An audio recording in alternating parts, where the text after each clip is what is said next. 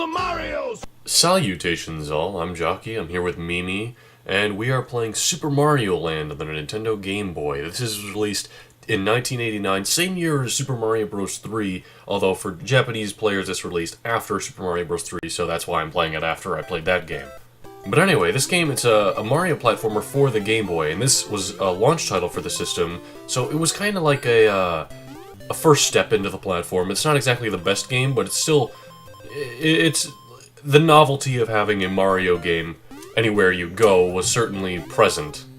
The game's controls haven't exactly aged all that well, if I'm being honest. Like, your momentum isn't perfect, and the sprites are very small, making it a bit more difficult to tell where you're platforming. The Fire Flower can only have one ball on the screen at a time, technically because it's called the Super Flower instead. Also, in this game, since there's no color on the Game Boy, you can't exactly tell any difference with Mario once he has a Super Flower, or when he just has a mushroom. It's kinda odd how this is the star theme. I mean, the star theme was so iconic from the previous 3 Mario games, because it was in all the NES games. It was probably the most constant power-up throughout them all.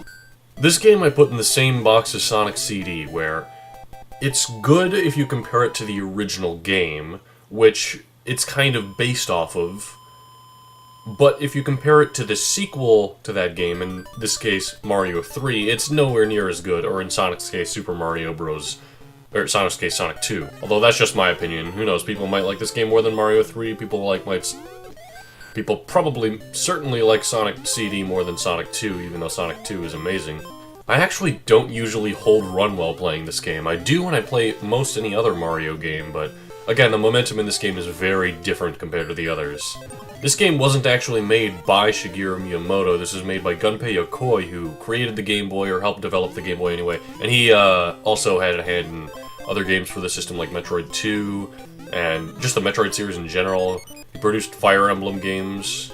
Another thing that should be noted is this game is very short, which is alright. There's no save system, but, you know, it's just a quick experience. There's only 3 levels per world, only 4 worlds total at about 12 levels. Also, one thing I hadn't really been mentioning is that once you make it to the end, there's going to be 2 doors at the end, and if you make it to the top door, then you get an extra bonus game like here.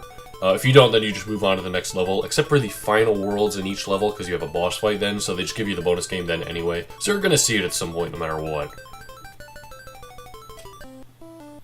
Okay, the ladder actually kind of helped us there that time. Now, instead of being like a generic castle theme like in the original Mario, this is kind of like a, pyramid cavern theme. Like, there's inscriptions on the walls, there's traps, like you can see these blocks falling down there. Also, something that's similar to the original Mario game is that you cannot go back. I don't know if I mentioned that in the Mario Bros. Playthrough, the Super Mario Bros. Playthrough, just because it's been a while since I'd done that game.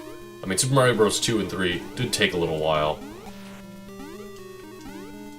Also, again, because this is essentially just Mario 1 with some different levels for Game Boy, we go back to that game's rule set of, if you take a hit, no matter whether you have the Super Flower or not, you go down to Small Mario.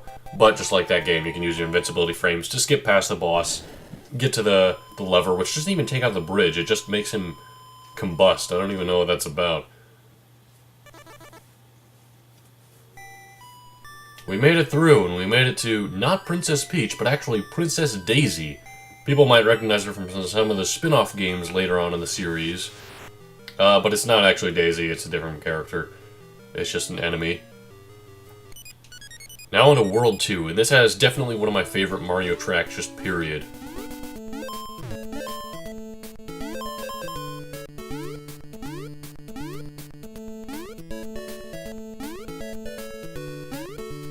I mean, granted, even though this game is kind of weird, it's not a good length, the difficulty varies from level to level, it's not exactly the greatest game, it certainly has some of the best music in the Mario Bros. Series, and that's saying a lot considering Super Mario Bros. 3 and 2 had really good music as well, and the original Mario even.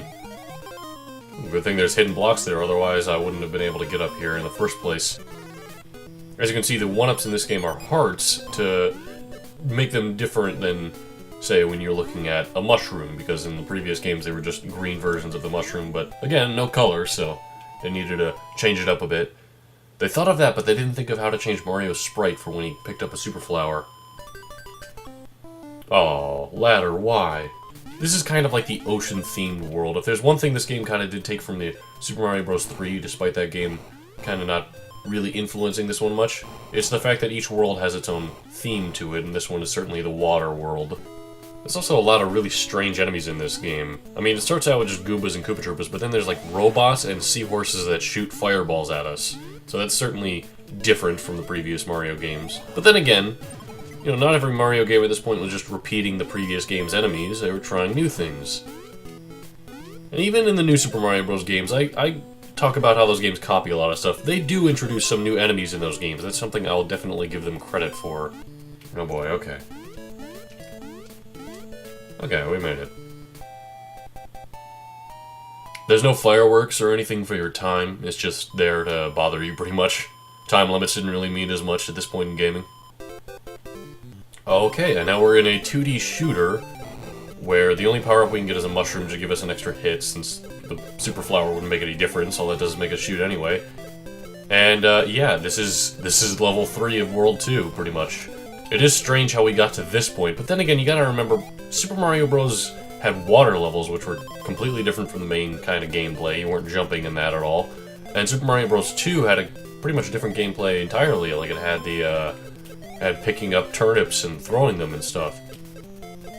So, trying new gameplay things was just what the developers did. They didn't question whether or not it was traditional enough. They just did it. And that's kind of respectable about this game. That's something that gives it a bit more reason to go back to. It's not just your typical Mario adventure, it's unique. It's Mario in the hands of completely different developers trying something new that they thought might have been the next evolution for the Mario Bros. Franchise. Now, of course, that wasn't really the case, because this game's kind of been forgotten, and Mario and Daisy don't have any sort of relationship anymore. You know, these enemies don't really appear much in the series from this point on. There's no more shooter levels. But it's still cool to look back on, you know?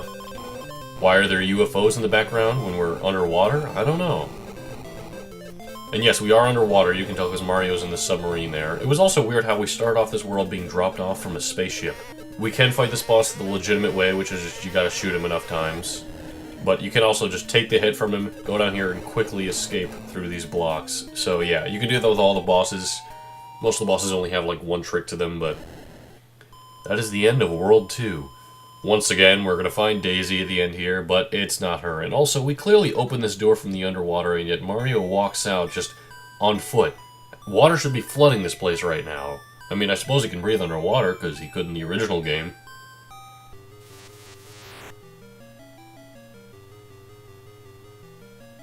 She turned from a kid into a squid. She's an inkling. Actually, maybe octoling, I don't know.